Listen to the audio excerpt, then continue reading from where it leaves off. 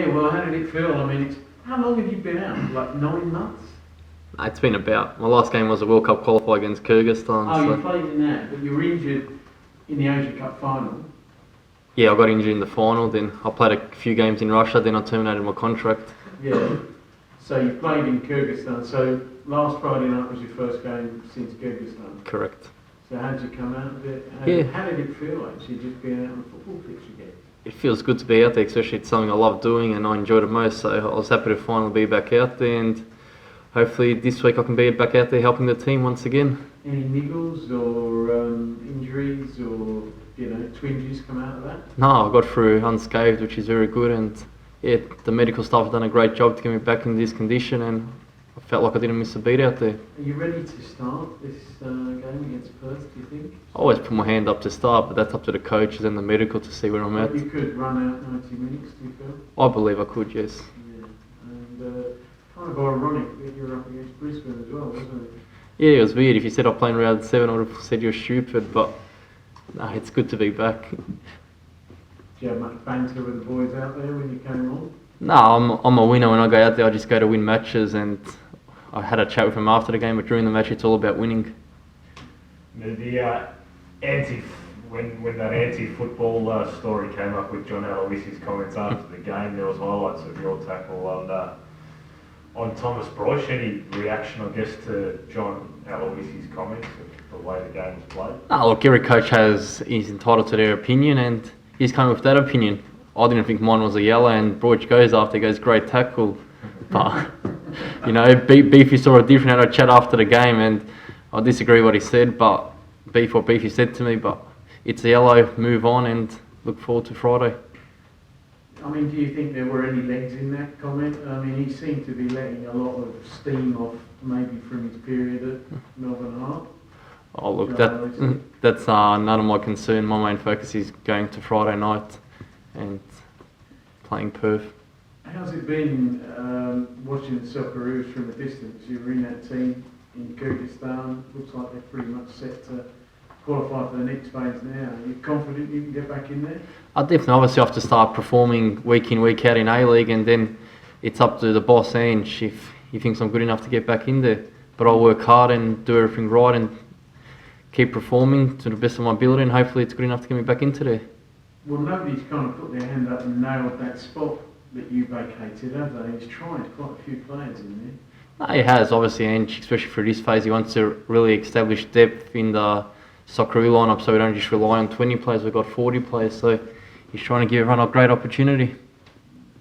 Just going back to the psychology coming on the other night, I mean, when you've come back from such a long time on the sidelines, it must be in the back of your mind, just sort of, hoping to get through it, making sure nothing goes wrong again. I think the first game back you run on adrenaline, so it's not really there, but obviously coming through training and there's periods where you doubt yourself and go, oh, you might go again, but obviously you just have to push through it, and it's about knowing your body, knowing your limits, and I'm not getting younger, so...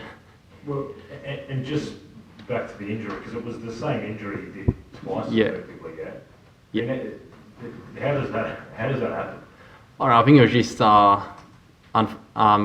unfortunate because the way I kicked the ball when I did it the second time was sort of across my body, and it's probably just a position where it's just went, which is just unlucky. You did it here in a training game? In training, yeah. Yeah, and just tell us exactly what the two injuries were. The first time was in the Asian Cup final when you came off. Yeah, left adductor. Left adductor, and the second time? Here, yeah. The quad, right quad. Right quad, so it was two different parts of your body. Yeah. Okay. As David's asked you about the psychological aspect of it, how hard is it, when you're out this length of time, you know you're close, is it difficult to push yourself that little bit extra in training to test yourself out almost in case something goes wrong again? Oh, look, sometimes you do doubt yourself, but at the end of the day, it's something I've grown up on, and when I'm out there, I'm a winner. If it's a training in a game, I just want to win, so that always pushes me that step further. And how frustrating has it been watching the team on the sidelines, especially I guess it's just as tough watching when they're doing well as when they're doing poorly. No, it is. You always want to be out there and trying to help them, and obviously I think we need to get some consistency behind our performances, and now we've got a lot of key players coming back over the next few weeks, and it's going to be competition for places, which I think is very important, because that's what brings out the best in every player. You're new to the club this year, but you've watched the games, you've been involved in training. Why do you think Melbourne City is so inconsistent? So up one week, down another. Any idea? Obviously, injuries haven't helped us at the start of this season, just to get the consistency, and obviously I don't know over the last few years, but yeah, I think if you got competition for places, it's very hard for players to slip up, because they know if they slip up, someone's taking their position. So, do you reckon that's why they're inconsistent? No, not at all. I think just obviously the competition's improving every week. You know, and in this competition you can't afford to have an off day because you will get punished. How's the transition been like when you came back? It sounds like when I've been reading some stuff, you really didn't really enjoy Russia that much. Language barriers, sort of, you know, the weather. You know.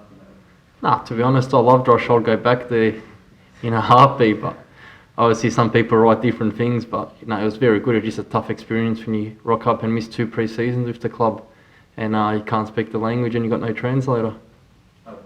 You're happy that you came back here though, you know, and you've settled really well, lifestyle and all that sort of thing as well? Definitely, I'm a Melbourne boy, and I've come back here, and I came back to this club because I believe we can win a championship here, and I still believe now we can.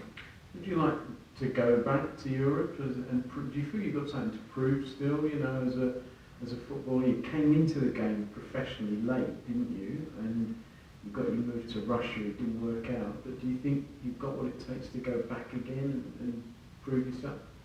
My main focus now is just playing for Melbourne City and trying to get that run of games and really getting back my body back to where it was a couple of years ago. And once that happens, hopefully I can win a championship or 2 here, and you never know what can happen after that. How much longer do you think until you can get your body to that level? I think to get back to 100%, I'm probably about 4 to 6 good weeks away.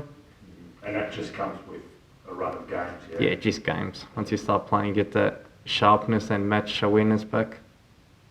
So this week, hopefully you start, but is it sort of Ivan Franjic in second gear, not as much overlap as we're used to, or? Oh, I'll go out there and I don't put limits on someone on that pitch, because once you step over that white line, you're fit and there's no excuses. So it's up to the coaches and the medical staff if I start or not, but I'll put my hand up.